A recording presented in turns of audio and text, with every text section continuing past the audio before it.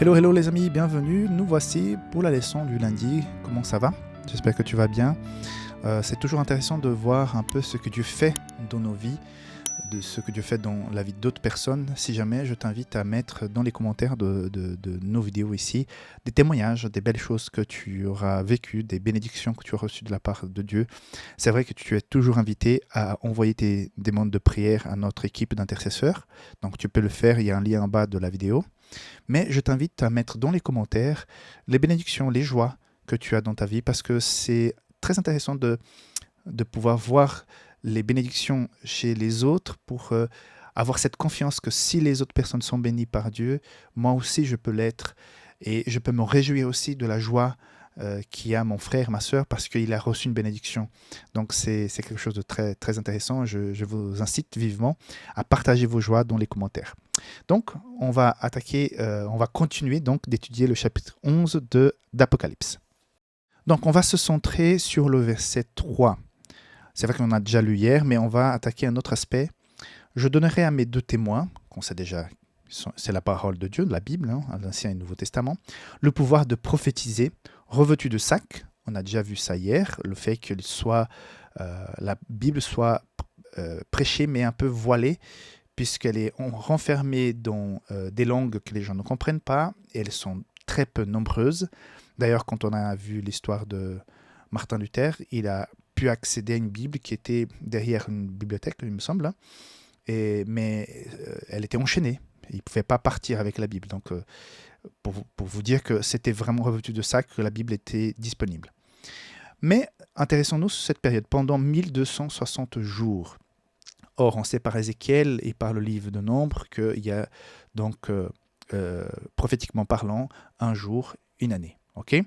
Par contre, si on va dans le chapitre 12, verset 6 d'Apocalypse, « Et la femme s'enfuit dans le désert où elle avait un lieu préparé par Dieu afin qu'elle fût nourrie pendant 1260 jours. » Encore une fois. Et si on va dans Daniel chapitre 7, verset 25, « Il prononcera des paroles contre le Très-Haut, il opprimera les saints du Très-Haut, et il espérera changer les temps et la loi. Et les saints seront livrés entre ses mains pendant un temps, 2 temps et la moitié d'un temps. » Donc on sait aussi qu'un temps c'est une année, donc une année, 2 années et la moitié d'une année. Donc 42 mois qui font aussi 1262 jours. Donc on voit à plusieurs reprises, à plusieurs endroits différents dans la parole de Dieu, qu'il y a donc cette période prophétique qui commence en 538, parce que c'est à ce moment-là que la Rome civile, l'Empire romain disparaît. Et il y a un autre pouvoir qui vient de Rome, et qui est extrêmement puissant aussi, mais pas militairement parlant, c'est donc le pouvoir papal. Et ça va durer pendant 1260 années, jusqu'à qu'un jour, sous Napoléon, rappelez-vous, Napoléon, au moment de son couronnement, il ne permet pas que la couronne lui soit mise sur la tête par un pouvoir religieux, c'est lui-même qui mettra la couronne sur lui. Donc c'est intéressant, et c'est justement ce Napoléon qui va envoyer donc son général Berthier pour qu'il puisse enlever le pape de son siège. Finalement, ce pape va mourir en France, Auvergne, il me semble. Et donc, ça montre bien que depuis ce moment où il commence à dominer l'Europe, tous les rois, pour leur couronnement, vont demander donc au pouvoir religieux, soit au pape, soit à quelqu'un d'autre qui représente l'Église dans sa région, de pouvoir leur couronner. Même aujourd'hui, encore en Angleterre, c'est l'archevêque de Canterbury, je crois que c'est ça le nom, qui va couronner donc le roi. Je crois que c'est le roi Charles, c'était ça. Donc c'est l'archevêque qui va le couronner. Pendant cette période, l'Église est persécutée. Les chrétiens, les sincères, est persécutés parce que l'Église est rattachée à l'État. D'ailleurs, je voudrais juste ouvrir une parenthèse. Qu'il est dangereux que l'Église se mêle avec l'État. L'Église adventiste a le principe de ne pas se mêler avec la politique. Je trouve que c'est excellent, ce principe. Imagine-toi, par exemple, je prends, on va dire, la ville de Paris, ou une autre ville, une grande ville d'Europe, et puis on invite les adventistes ou une église quelconque à gérer la ville. c'est très mauvaise idée, parce que il faut pas mélanger l'Église avec l'État, parce que forcément, si tu représentes une institution et que tu diriges aussi le pouvoir civil, tu vas un peu tirer les ficelles et tu pourras même être injuste envers d'autres personnes parce que tu auras toujours certainement un parti pris avec des bonnes intentions, hein, mais ça ne sera pas juste vis-à-vis des autres personnes. Euh, il faut juste se rappeler de la première leçon où Dieu, sachant toute chose, a même permis que Satan développe son stratagème, son projet, même s'il a essayé de l'appeler, de le convaincre, de l'argumenter, mais il a eu cette liberté de faire des mauvais choix.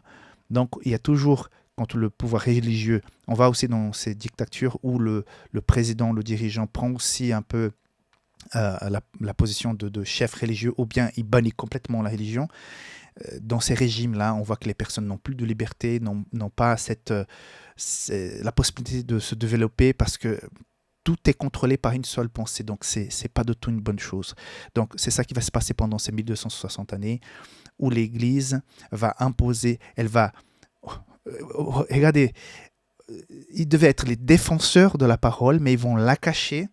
Et au lieu de ça, ils vont mettre des dogmes, ils vont mettre des rites, des traditions, et ils vont faire en sorte de manipuler les consciences jusqu'au point où les gens auront peur de ne pas pouvoir être sauvés, d'aller au ciel, si le pape aussi, un chef religieux, disent qu'ils sont excommuniés. Donc il y a eu des empereurs qui ont dû même marcher à pied jusqu'à Rome pour pouvoir demander pardon au pape parce qu'ils avaient peur de ne pas aller au ciel et de vivre éternellement en enfer, en train de brûler sans arrêt. Donc, vous imaginez la situation et l'angoisse, et l'oppression que vivaient ces personnes. Ou bien, tu pouvais acheter le pardon de tes péchés avant même de les commettre. Tu vas peut-être, j'en sais rien, faire un vol, commettre un meurtre, mais tu achètes ton pardon avant de le... C'est complètement dingue aujourd'hui pour nous, ça. Mais c'était la réalité parce qu'il y avait une seule pensée qui dominait. Et puis, si tu n'étais pas d'accord, ce pouvoir religieux avait aussi une main et dont les pouvoirs civils. On voit même en France que le roi et tous ceux qui étaient autour du roi, cette administration dépendait de l'Église, et l'Église avait aussi une codépendance de pouvoir civil, donc ils marchaient ensemble. C'est ça qui a amené, on va voir donc les prochains jours, amené à la Révolution française. Donc, très mauvaise chose. Qu'est-ce qu'on peut retirer pour nous de la leçon aujourd'hui? Donc, les tons prophétiques se sont vraiment montrés vrais. C'est-à-dire, encore une fois, la parole de Dieu, elle est bien précise dans ce qu'elle dit. Par contre, on voit aussi la miséricorde de Dieu parce que dans Matthieu 24, Jésus va dire que ces temps de persécution ont été un petit peu abrégés parce qu'autrement on ne pourrait pas supporter. On voit aussi l'accompagnement, la puissance de Dieu pendant cette période de persécution parce que malgré tout ça, il va dans cette période commencer la révolution, la réforme protestante.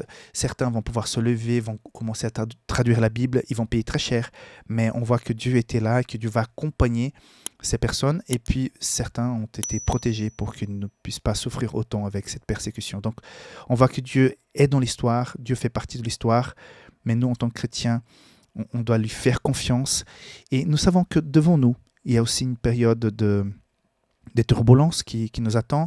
On sait que la fin des temps s'approche, on voit dans la société, on voit les signes de Luc 21, Matthieu 24, que les choses s'approchent.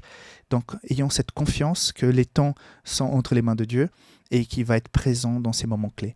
Et à nous de garder notre foi, d'avoir cette relation avec la parole de Dieu pour toujours avoir cette sensibilité, voir au-delà des apparences, comme j'ai dit hier, pour pouvoir garder le cap et savoir que Dieu est aux manettes. Voilà. Que Dieu te garde, que cette journée soit une journée bénie, et on se voit demain pour la leçon de mardi. Bye bye.